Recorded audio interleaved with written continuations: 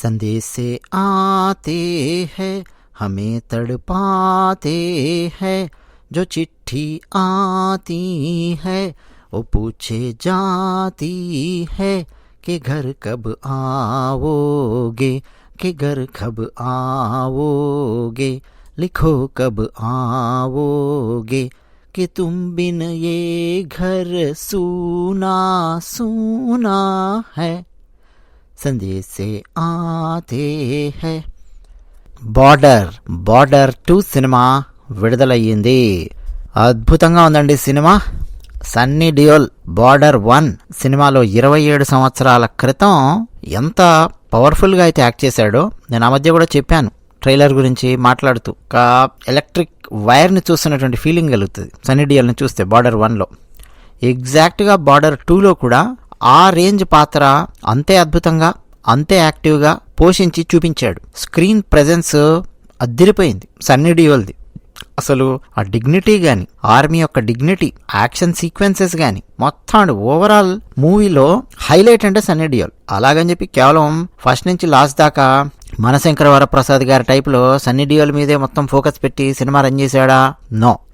వరుణ్ ధావన్, ఆహాన్ శెట్టి, దిల్జిత్, ఈ ముగ్గురి పాత్రలండి. Diljit Dosanjh super acting, ఒక్కొక్కరు యాక్షన్ సీక్వెన్సెస్ అదరగొట్టారు. అన్నట్టు చాలా మందికి ఈ సినిమా చూసినప్పుడు కలిగే ఫస్ట్ ఫీలింగ్ ఏంటంటే, ఫస్ట్ హాఫ్లో ఎక్కువ భావోద్వేగాలు చూపించట్లేదు ఆర్మీకి సంబంధించినవి, ఫ్యామిలీకి సంబంధించిన డ్రామా ఎక్కువగా చూపిస్తున్నాడు ఏంటి, వీళ్ళ కుటుంబాలను, వీళ్ళ స్నేహాలను, సరదా సంఘటనలను సరదాగా అలా తీసుకుంటూ వెళ్తున్నాడు ఏంటి అన్నటువంటి ఫీలింగ్ కలుగుతుంది. ఈ సినిమా రివ్యూస్ వచ్చిన తర్వాత కూడా మీరు కావాలంటే చూడండి. చాలామంది దిక్కుమాలిన సి గ్రేడ్ రివ్యూవర్స్, పాత చింతకాయ పచ్చడి బూజు పట్టినటువంటి బ్రెయిన్తో ఉన్న రివ్యూవర్స్ ఈ సినిమా యొక్క ఫస్ట్ హాఫ్లో కొంత కట్ చేస్తే బాగుంటుంది అని, ఈ సినిమాలో ఫస్ట్ హాఫ్లో ఫ్యామిలీకి సంబంధించిన ఎమోషన్స్ ఎక్కువగా చూపించారు కాబట్టి దాన్ని లేపేస్తే బాగుంటుందని చెప్పే అవకాశాలు ఉన్నాయి. కానీ అండి సెకండ్ హాఫ్ మీరు మొత్తం చూసిన తర్వాత అప్పుడు అర్థమవుతుంది ఫస్ట్ హాఫ్లో ఎందుకు డైరెక్టర్ ఆ ఫ్యామిలీ రిలేషన్స్, స్నేహము, సరదా సంఘటనలు, ఒక క్యూట్గా ఉండే ఒక ప్రేమ, ఇవన్నీ ఎందుకు చూపించాడు అన్నది మనకు సెకండ్ హాఫ్లో అర్థమవుతుంది. సెకండ్ హాఫ్లో వీళ్ళు ఒక్కొక్క యాక్షన్ సీక్వెన్స్లో పాల్గొనడము, అందులో కొంతమంది మరణిస్తూ ఉన్నప్పుడు మనకు ఆ ఫస్ట్ హాఫ్లో ఉన్నటువంటిది కనెక్ట్ అవుతుంది. సందేశే ఆతే హై సాంగ్ ఇందులో కూడా పెట్టాడండి.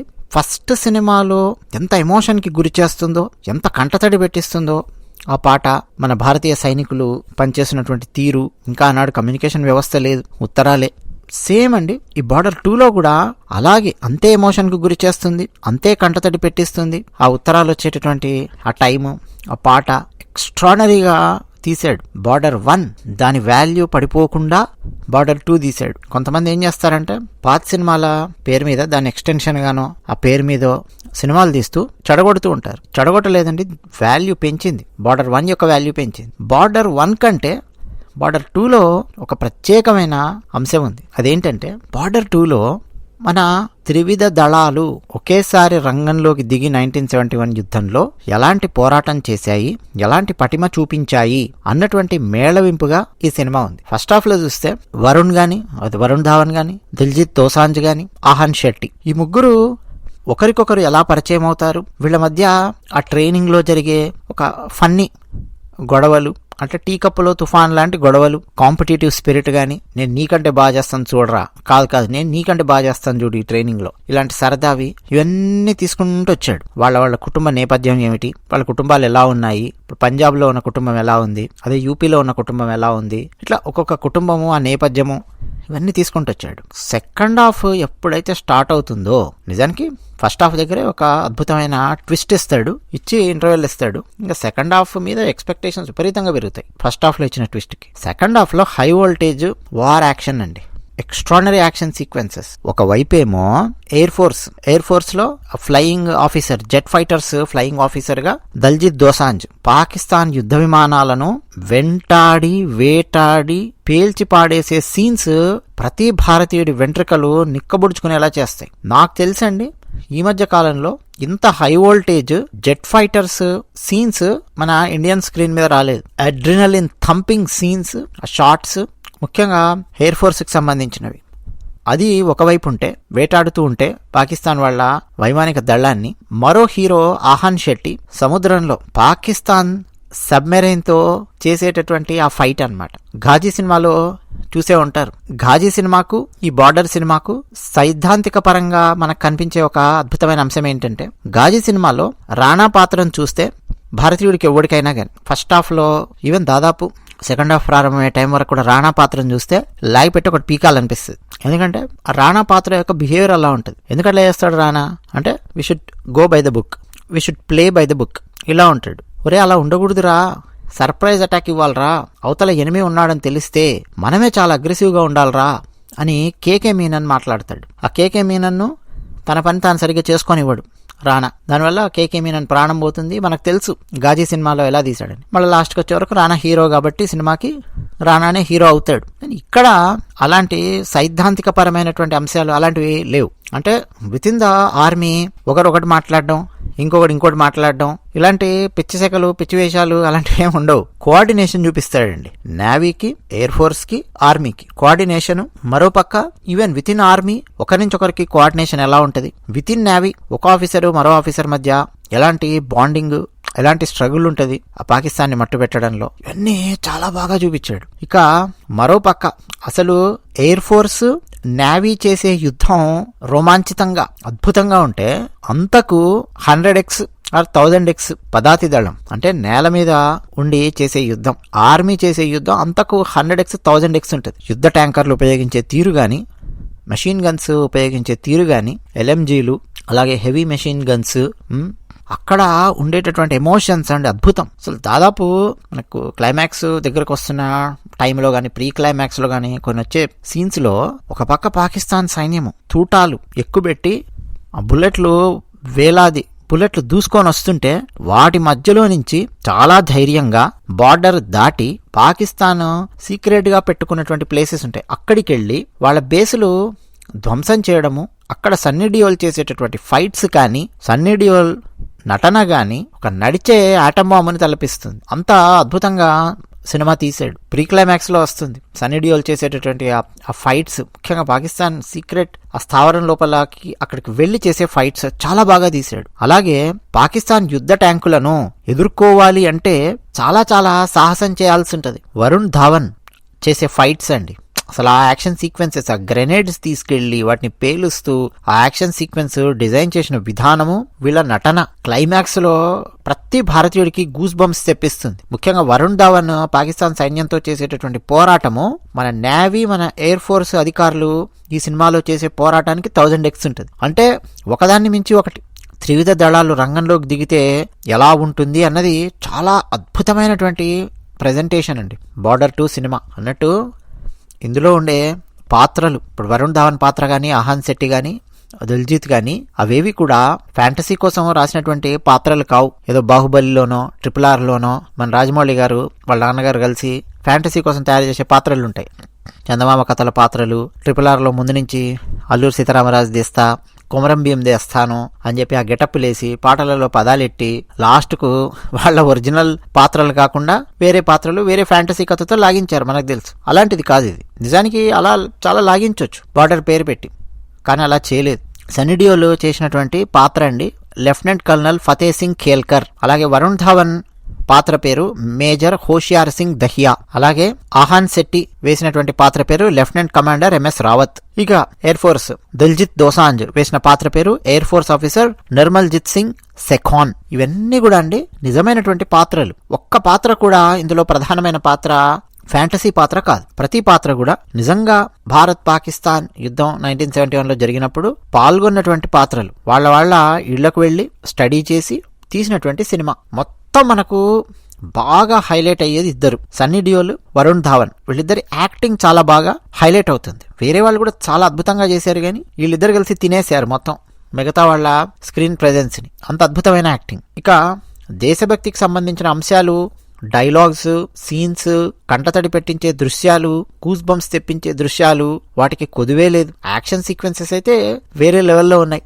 లెంత్ అన్నది అసలు కేర్ కూడా చేయకండి, సినిమా లెంత్. ఇలాగే కొంతమంది రివ్యూవర్స్ అందరూ కలిసి గత 20 ఏళ్లుగా లెంత్ పేరు చెప్పి సినిమాలను చంపేసుకుంటూ వచ్చారు. మాకు కూడా చాలా మంది గత 7 సంవత్సరాల నుంచి చూస్తున్నాను, నీతులు రాస్తుంటారు. అంత లెంత్ ఉండొద్దు, ఇంత లెంత్ ఉండొద్దు వీడియో, నాకు 1 minute అయిపోవాలి వీడియో, 3 నిమిషాల్లో అయిపోవాలి అంటాడు. ఇంకోటి మాక్సిమం 10 నిమిషాల్లో అయిపోవాలి అంటాడు. ప్రతి వీడియో 10 నిమిషాల్లో ఎలా అయిపోతుందండి? పృథ్వీరాజ్ చౌహాన్ కథ చెప్పాను నేను, 10 నిమిషాల్లో చెప్పంటే చెప్తాను. అందులో చాలా ఎమోషన్స్ ఎగిరిపోతాయి, చాలా విషయాలు ఎగిరిపోతాయి.